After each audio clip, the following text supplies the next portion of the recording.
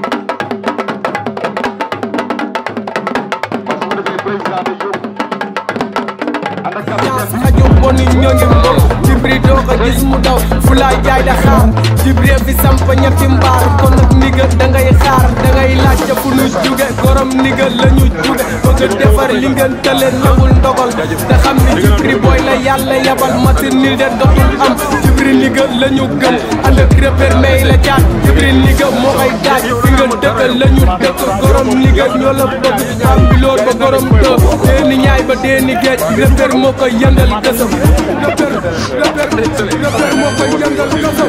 rappeur ñëw na dafay yëngal xajal leen ko waay ñoom dañoo bare ba seen yéen fu kawe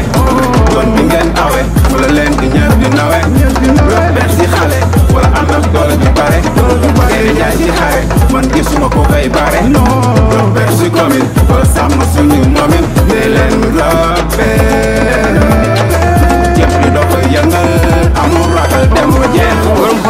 kanam Jibril ñëw li yàgg mu defar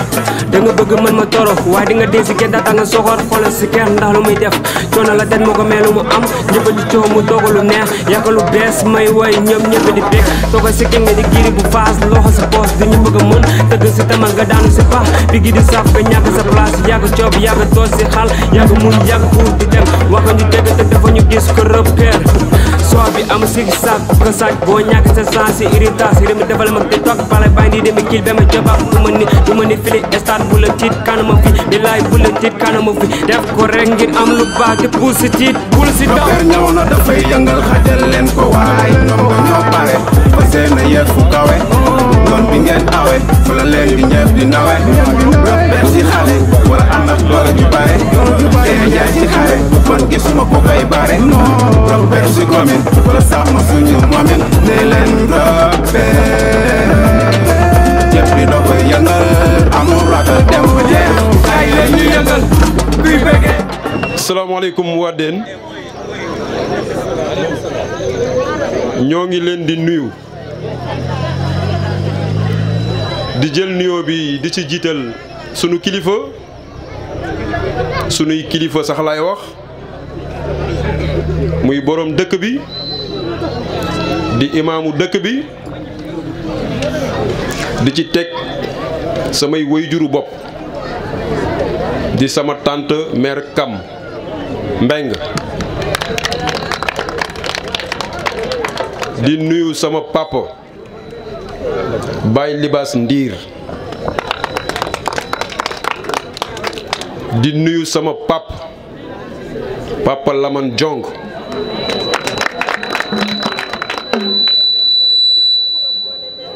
di nuyu ñi nga xamante ni ñoo nekk repère nekk fii ci Dén di ci jiital suma grand ndax mbaaxaayam grand Tafa Faye maa ngi lay nuyu bu baax maa ngi lay sant su ma jógee foofu damay nuyu suma grand bu ma gis léegi muy Mandione Ndiaye Mandione maa ngi lay nuyu xaw ma mu ngi fi xaw ma dem na mais nuyu naa la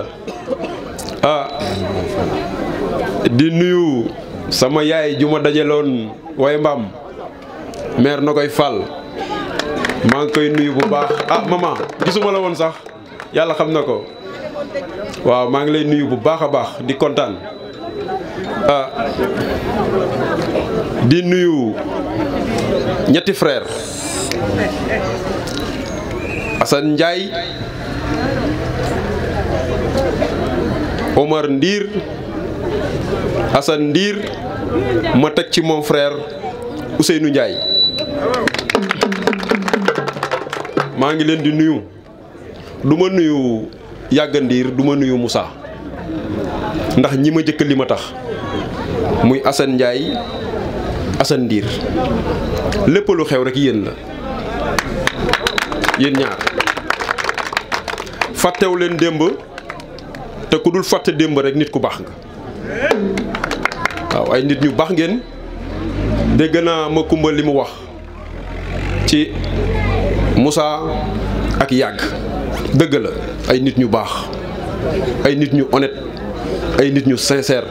ay nit ñoo xamante ne ba ma ànd ak ñoom ba léegi aw ma lu may jaaxle ci li ma leen dénk fu ma tëdd damay nelaw ci Dén gi moo tax Assane Ndiir Assane Ndiaye li may am habitude di ko wax ñaari Assane yi lépp mérite bi yéen la bëggoon naa nag sama beneen frère bi bokk ci xam naa dina ñëw mon frère mon ami Ousseynou Ousseynou il nous reste 23 jours pour renverser la tendance et c'est possible je te tends la main voilà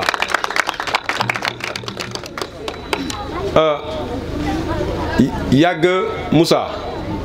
maa ngi leen di nuyu maa ngi fàtte sama pap Amar Samb dama ko sote woon donc maa ngi koy nuyu moom laa waroon a jëkk a nuyu maa ngi koy nuyu maa ngi koy sargal li mu ma defal fii ci Déne laa wax kenn defalaguma ko fi Moussa xam na yàgg xam na foofu laay yem. donc gannaaw ba ma gërëmee nuyoo sant ñu ñëw fii rek pour waxtaan ak sunu ay frères waa FC Jokko ci taxawaay bi ngeen am li ma ciy jëkk a wax nag j'interpelle waa Déne dans sa généralité initiative bi ngeen am initiative bu jara soutenir la initiative bu jara jàpp la initiative bu jara encourager la man en tout cas je vous encourage et je vous soutiens sur tous les combats que vous comptez mener. Macoumba dégg naa li nga wax du ma tëngamlu j'ai décidé de faire la politique ba ma ko décidé laa la du ma tëngamlu xale bi juddu tey ndax xam naa ne acte ba may def bis bu ma nekkee maire incha allahu dama koy nekk le 23 ma nekkee maire acte bu ma teg avenir am daf ci dépendre moo tax du ma tëngamlu benn doomu aadama je parle sous le contrôle de Souleymane Diongo à Déne am na rencontre bu ñu am tey Déne amoon nañ possibilité yebbi ko ay jeunes ay xale yu ndaw ñoo ko organisé maa ka ne par force dañ koy damay wax xale yi et je l'ai tenu cette rencontre dans des conditions très difficiles donc du ma tënkamlu te noonu laa bëgg a yore mairie bi lépp lu ngeen bëgg dañ ciy taxaw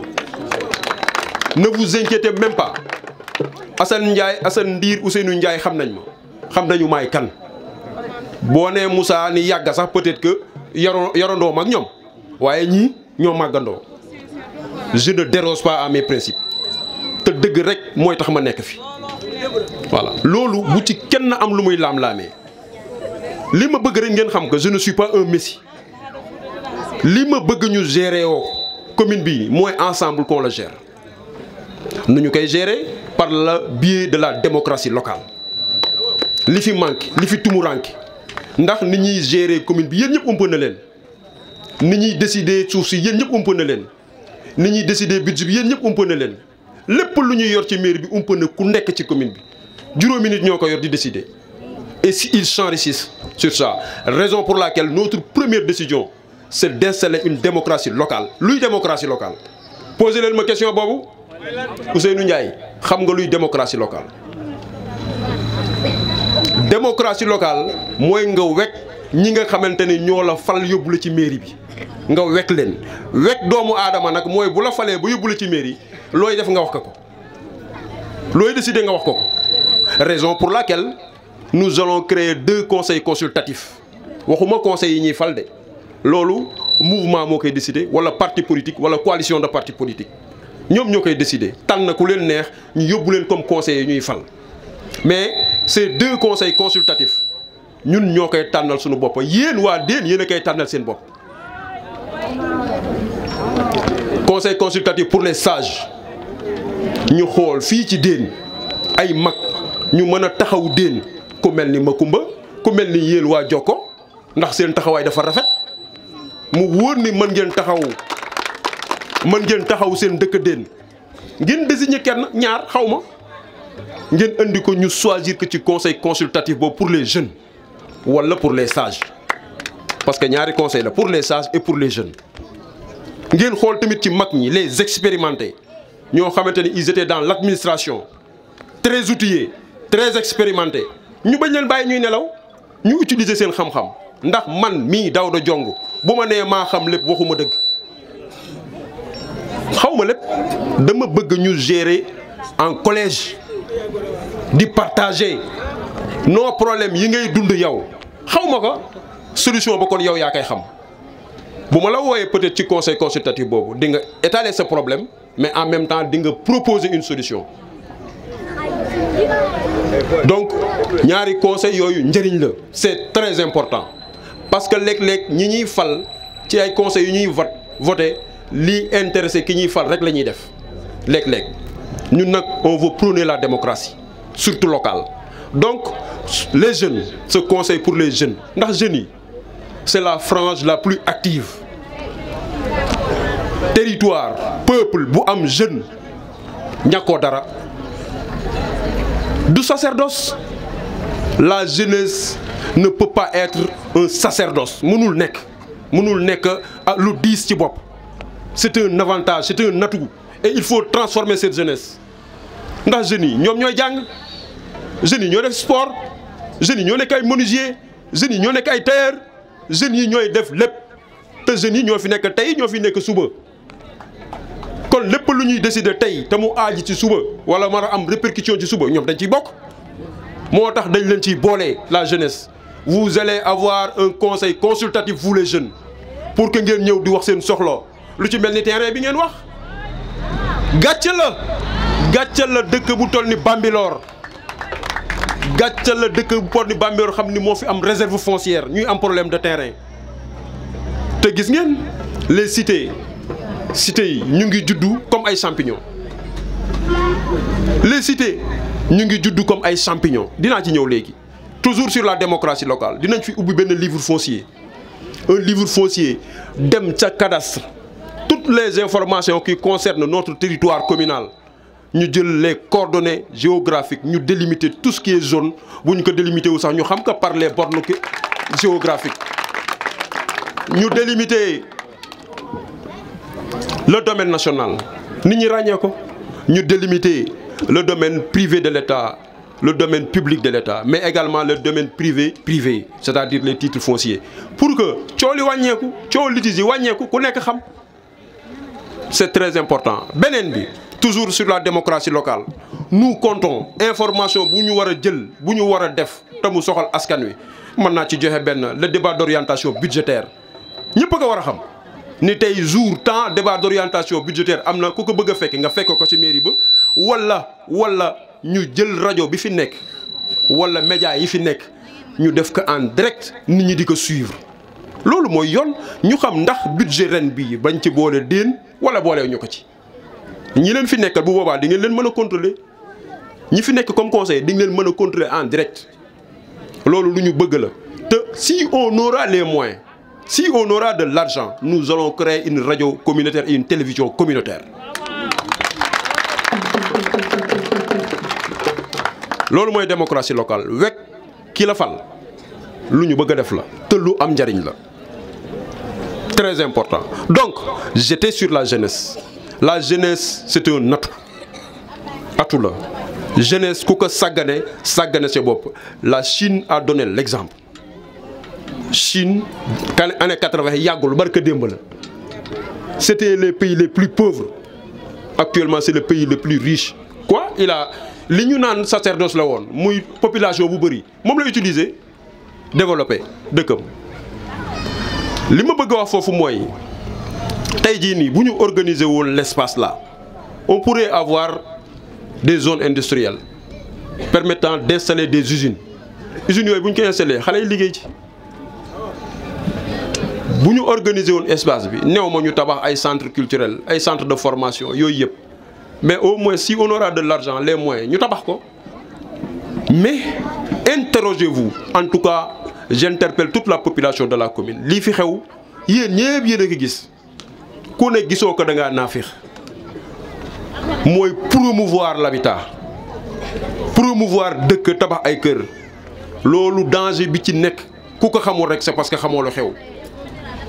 dañu bëgg a jël sunu commune bi def ko fu ñuy nelawee te du dëgg. du yoon du sincérité warul nekk fu ñuy nelawee dafa war nekk fu ñuy nelawee ak fu ñuy liggéeyee ak fu xale yi di jànge ak fu xale yi di defee seen formation ak fu ñuy defee lépp. Donc c'est très important il faut que nit ñi xam li nga xamante ni mooy un très bon développement et ça ne peut pas se passer nulle part ailleurs autre que l'aménagement du territoire. C'est très important donc il faut qu'on organise l'espace. Atu la commune bu toll ni Bambilor nekk sur un triangle stratégique triangle bi moo di Ndakaaru moo di Mbour nga jaar par Diamniadio moo di Thiès foofu la lii xew ci Sénégal yëpp xew sur les 20 ans passés nga nekk ci diggante boobu am réserve foncière am climat boo xamante ni un climat propice à la vie humaine un climat propice à la vie animale un climat propice pour l'agriculture un climat propice pour le volaille un climat propice pour tout li koy waral mooy foo génnee fii rek région boo mën a dem fii rek ñu ne dama bëgg kër Bambilor dëgg la foo dem ñu ne utal ma terrain Bambilor ñëpp fi bëgg a dëkk mais buñ ko organiser wul qu'est-ce que ça devient de l'anarchie. Il faut qu'on l'organise donc ku nekk ci triangle bu mel noonu hautement stratégique waroo cuune da nga war a nekk ku xarañ da nga war a nekk ku bëgg sa askan pour développer askan parce que tout est ici à Bambilor tout. On est également dans la Grande Côte mooy géej gi ku am géej war ko mën a exploiter également zone des Niayes fu ñuy bayee dama mënul a concevoir nag nan la ñu mën a jëlee suñu espace bi. di fàkk di suul rek di tabax ay kër di suul rek di tabax ay kër di suul rek di tabax ay kër alors que yéen ñi ñëpp ceebu jën ngeen lekke moom ngeen añee ceebu jën ba ay légumes moo ci nekk wala yàpp moo ci nekk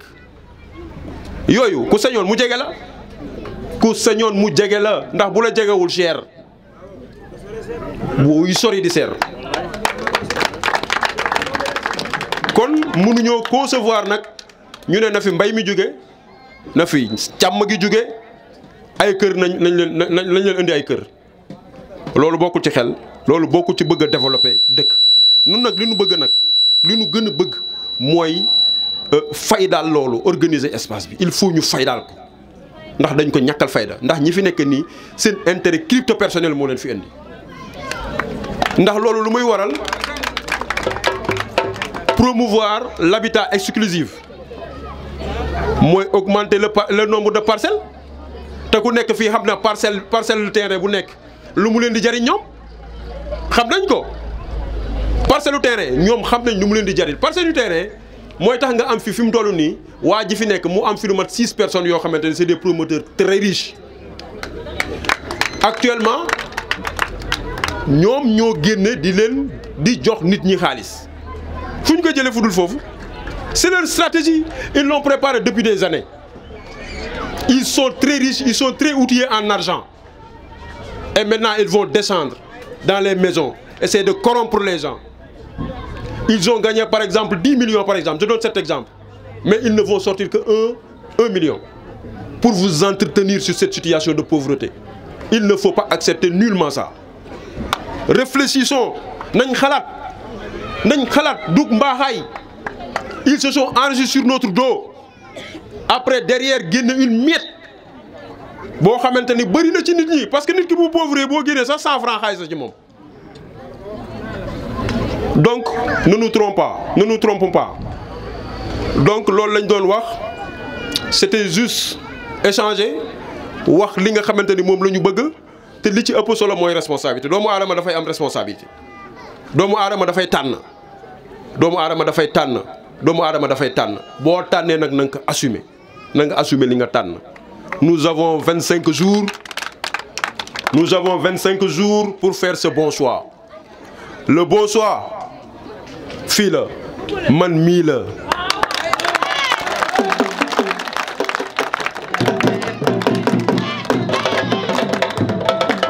yëngal fépp repère dafa yëngal fépp. yëngal fépp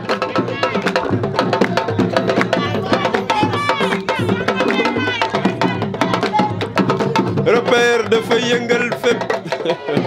On est là pour défendre vos intérêts on est là pour défendre nos intérêts suñu intérêt bi ci ëpp solo suuf si la suñu intérêt bi ci ëpp solo suuf si la suñu intérêt bi ci ëpp solo suuf si la. Si vous commettez l'erreur bu ngeen defee erreur juumaat laa wax ba fal fi ñi fi nekk ni ils ont un plan pour bazarder tout ce qui nous reste comme foncier.